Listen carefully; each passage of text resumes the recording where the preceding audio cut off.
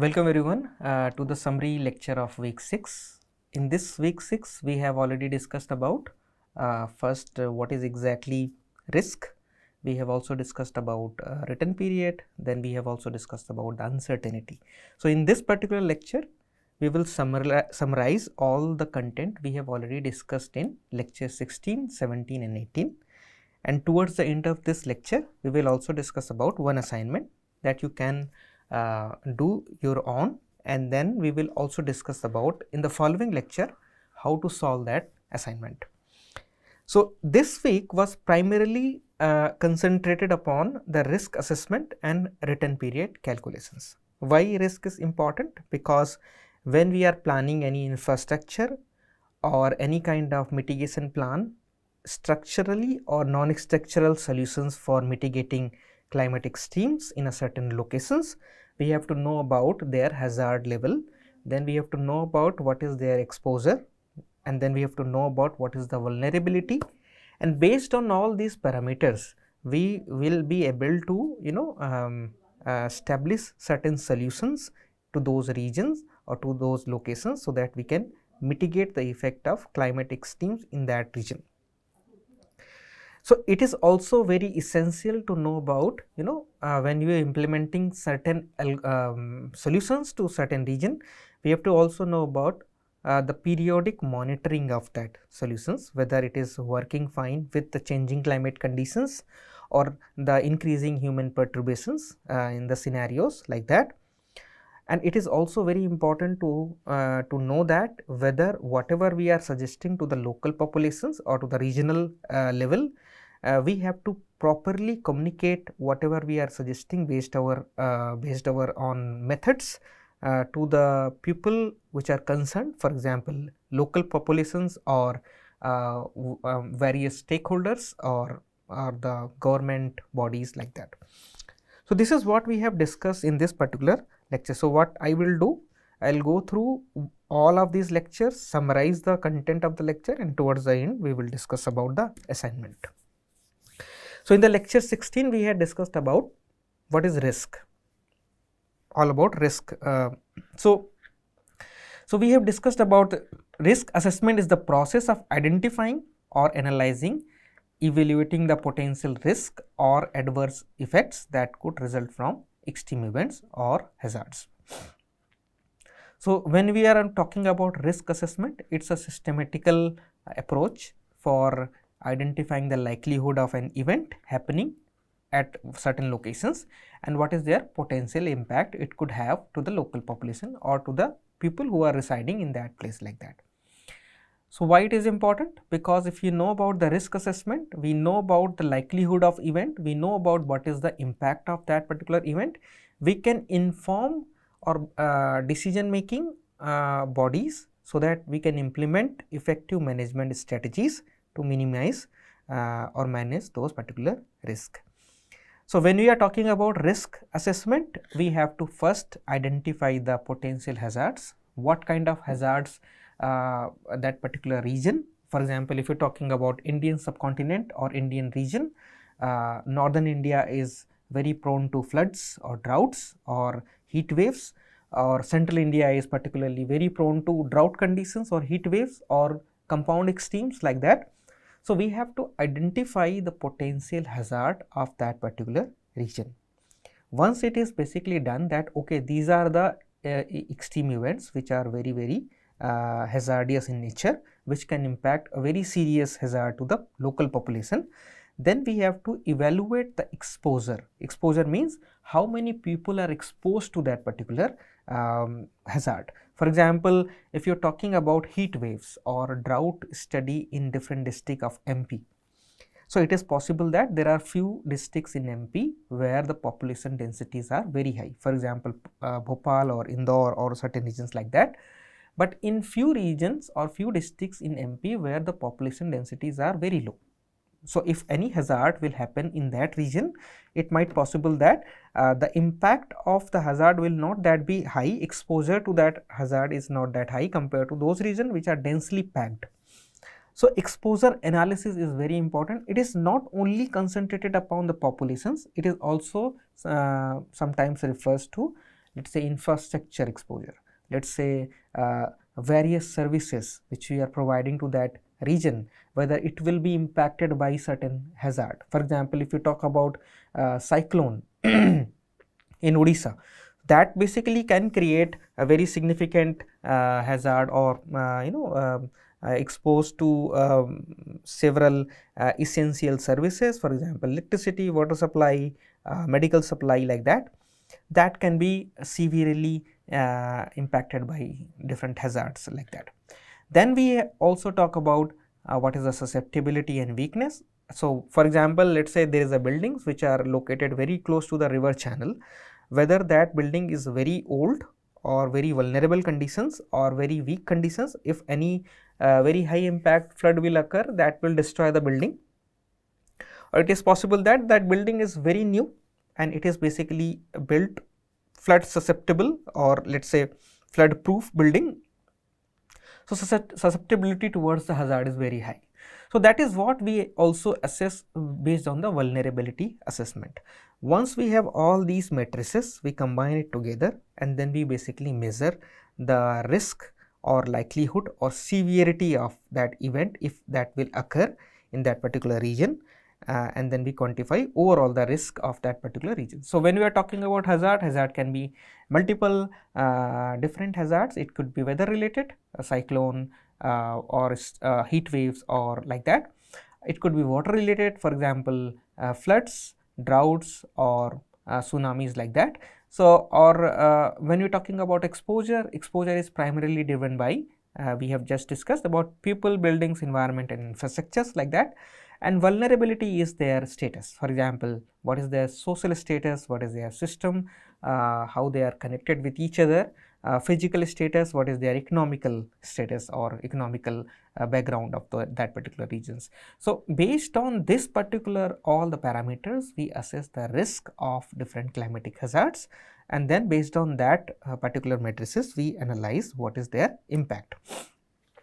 So, we have already discussed about hazard assessment. For example, we have to identify the potential impact, then we have to find out what is the hazard characteristics based on the intensity, duration and frequency.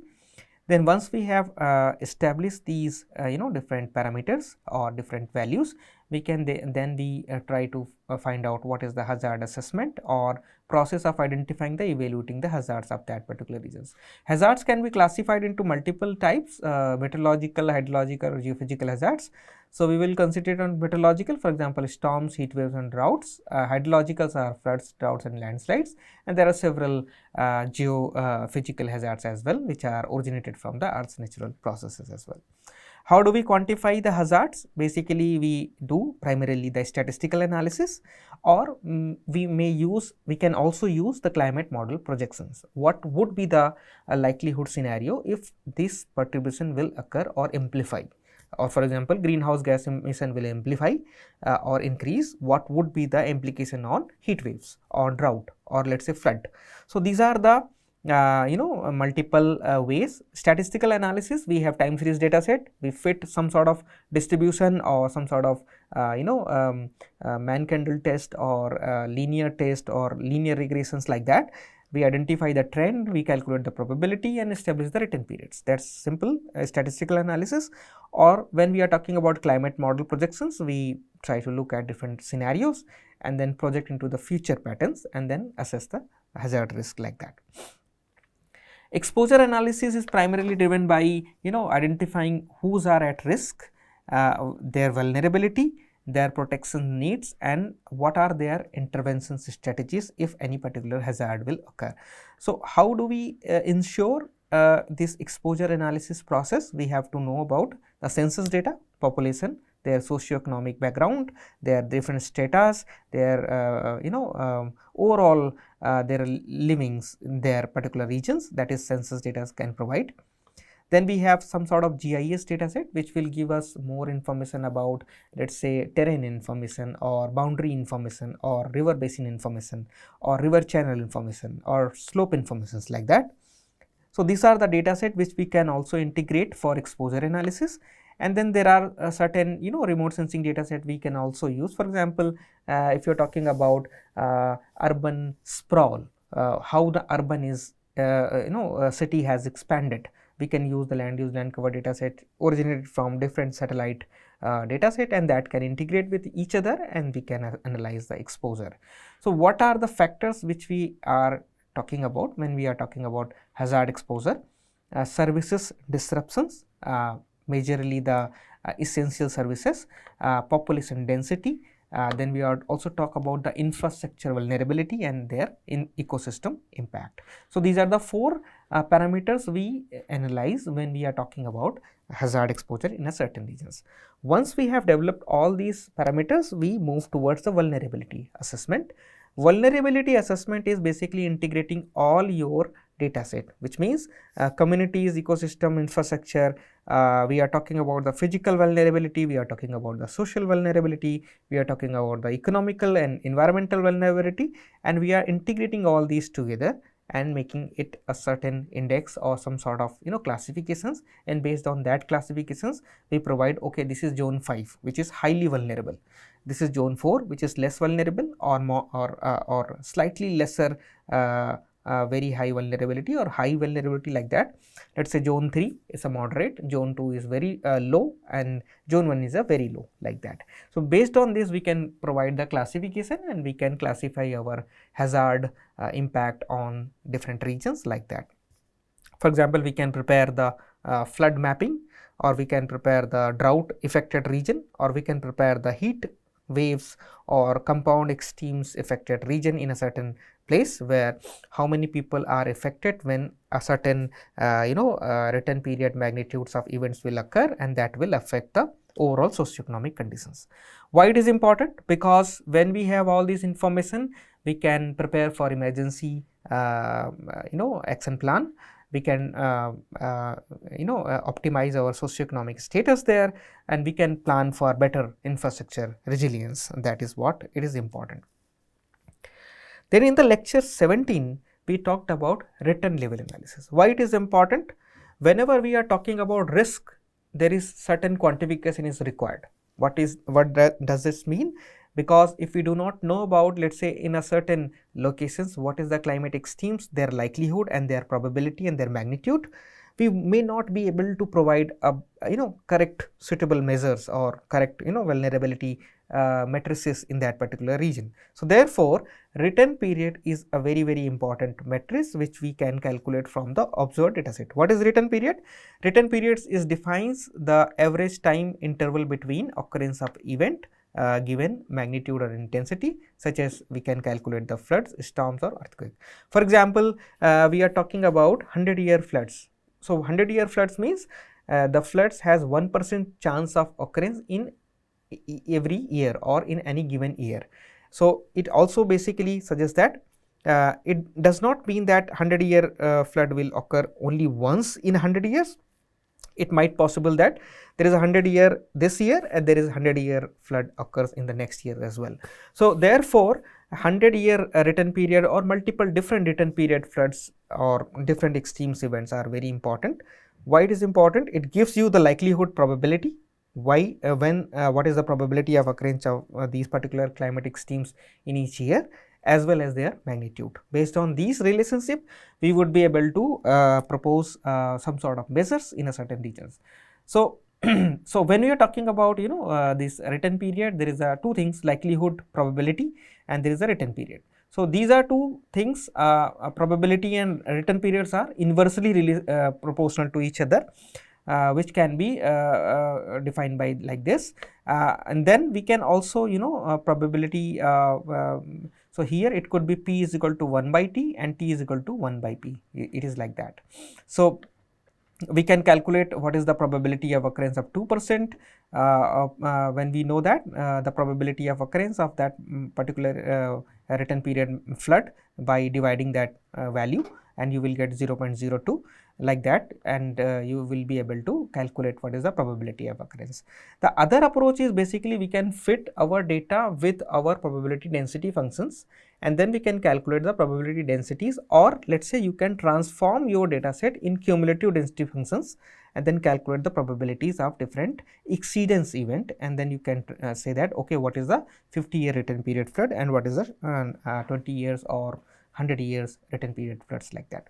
So essentially there are two methods. One is the empirical approach, where we have only the empirical data set, observed data set, and we try to fit some sort of empirical formula, and then using that empirical formula we try to calculate the return period, and once the return period has been calculated associated with different magnitudes, we can calculate the probability, which is the inverse of the return period.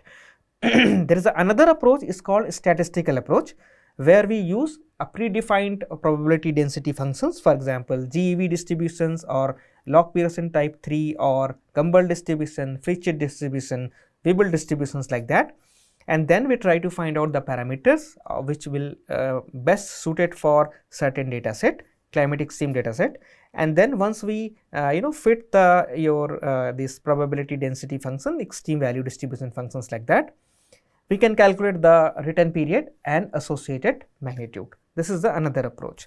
So empirical is straightforward. We have an empirical formula we can calculate, and we can simply calculate the probability.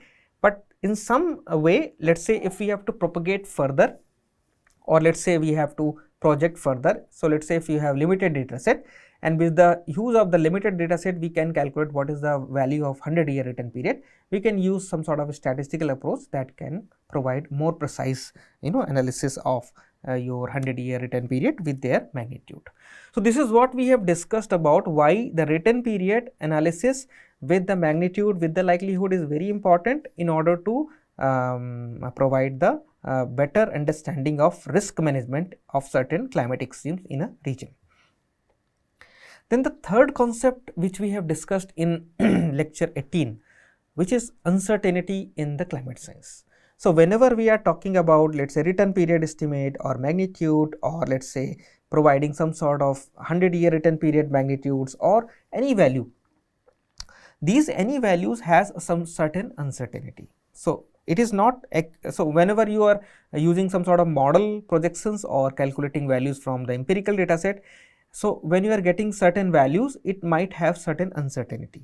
So it is very essential to know about what is the upper bound and what is the lower bound of your values, so that we can have better management. So it might possible that values not be in your median level which you have calculated. It might possible that it can go beyond that median level, it can have your upper bound level. So in that scenario we should have understanding about what could be the plus minus magnitude can go in the upper side and lower side.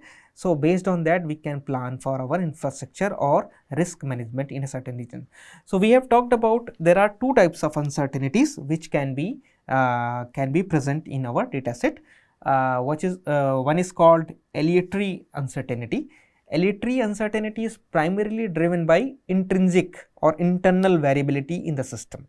It is randomness, you can say, or internal variability in the system, or there are some processes which are not correctly represented by the modeling framework or a statistical framework, and that is why it gives you some randomness in the data set.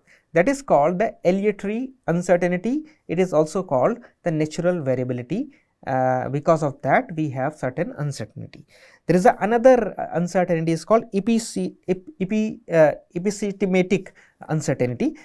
So this is basically uncertainty is originating from the lack of the knowledge. What does this mean is, suppose we have the limited data set or whatever the model we have developed, there is a some error in the parameterizations, or there is a certain statistical approximation we have considered. We have considered for one particular variable a definite probability density functions. So or let's say we have assumed some sort of linear relationship like that. So these kind of lack of knowledge can create this type of uncertainty and can create overall uncertainty in the data set. Primarily the uncertainty can be originated from the measurement error, uncertainty about the variability of the system, and the process stochasticity, which is basically the randomness of the process in the we are representing. What are the source of uncertainty? These are, so what we had discussed, these are types of uncertainties. Where these uncertainties can be originated, as we discussed, climate model uncertainties, which are primarily because of the parameterization choices, model approaches, and oversimplification of the model or variations of the modeling techniques or like that, or uncertainty in the future projection scenarios. We do not know about the future, like, so therefore we project the future into different scenario based, and within that scenarios it might possible that we have certain bigger uncertainty range, because we are not very sure about the processes which we are thinking currently will move or will behave. It will might behave slightly differently in the future scenarios as well. So we assume that processes like the historical learning, and then we project it for future with their uncertainties. So why it is important? Because policy decisions are primarily depend upon the what is the uncertainty range of your projections. That can also be technological development, because let us say different technological advancement are influencing the emission scenarios, and how we can optimize multiple these technological advancement in our climatic model scenarios, so that we can have minimum uncertainty or different scenario based assessment like that. Or we can integrate some sort of energy consumption or better management of energy, sustainable energies like that, so that we can have a slightly better estimate of uncertainties in our projection systems like that. So it could be primarily the ENSO or volcanic eruptions or ocean atmospheric interaction, which is the internal variabilities, and then we have short term climate fluctuations that can influence our climate model projections, which might create some sort of natural variability in according to based on that. Also the emission scenarios can add further uncertainty bounds in our modeling setups. How do we quantify or how do we resolve this? Basically we have to run the simulations, we have to analyze the results, we have to average the outcomes. Let us say we have multiple models, we can take the ensemble mean of all the models, and then we can calculate the what is the total average, and then based on that we can basically assess the model performance, whichever the model is giving us over prediction or under prediction, or exactly the same the historical prediction we have, and based on that we can remove those models, and then we can correct our overall understanding about the better modeling framework, or remove or reduce the uncertainty of our modeling framework like that. Then we can further quantify your uncertainty. But once we have the uncertainty in a certain prescribed or pre-defined range, we can basically use that uncertainty values for our model predictions like that. There is another method we have also discussed, that the Monte Carlo simulations in the climate modeling, where we have to select the random sampling of inputs, we have to run the simulations, we have generate the climate outcomes, and then we have to analyze the outcomes of results, then quantify the scenario likelihood, and based on that basically we have to quantify the uncertainties of that.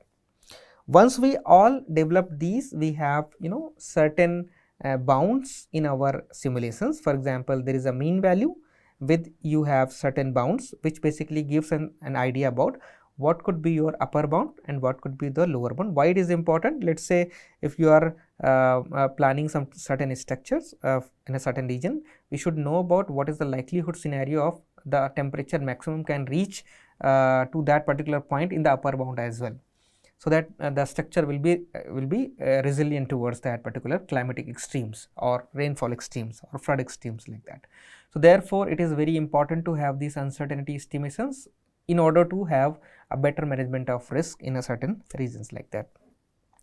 So this is all we have already discussed in this particular week. So based on our discussion, maybe you can try determining the written levels and the corresponding probabilities of extreme event occurrence using the empirical approach, which we have already discussed. So there is a empirical formula which we can calculate the probability. Once you have calculated the probability, you can inverse the probability 1 by t, and then you can calculate the written period, and then you can use these values to quantify what is the written period associated with their magnitude, and then we can see what is the 50 years, 100 years, 20 years magnitude and their written periods like that. So this is you can do, you can use any climate extreme value. It could be originated from either annual maximum approach or block maximum approach, or it could be your peak over threshold approach, and then you can try using. In the next class we will discuss about the how you can solve this assignment of week 6. So this is for this today's lecture. We will talk about how to solve this assignment in the next lecture. Thank you so much.